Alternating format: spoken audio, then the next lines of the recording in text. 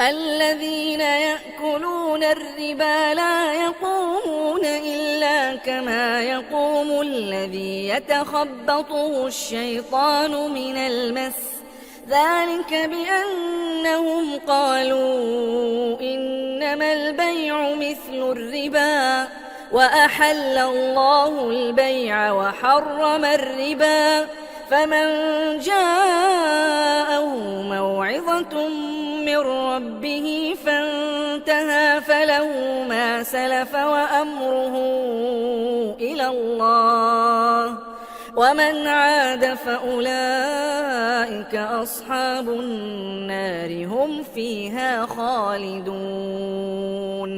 يمحق الله الربا ويربي الصدقات، والله لا يحب كل كفار أثيم.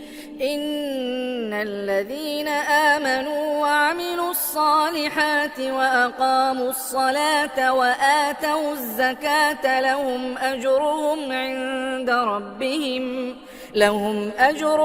عند ربهم ولا خوف عليهم ولا هم يحزنون.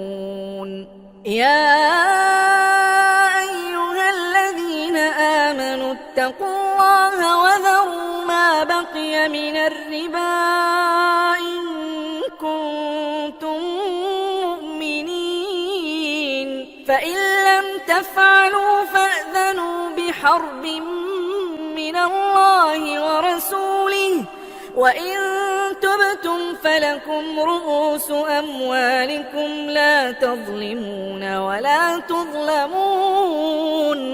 وإن كان ذو عسرة فنظرة إلى ميسرة، وأن تصدقوا خير لكم إن كنتم تعلمون.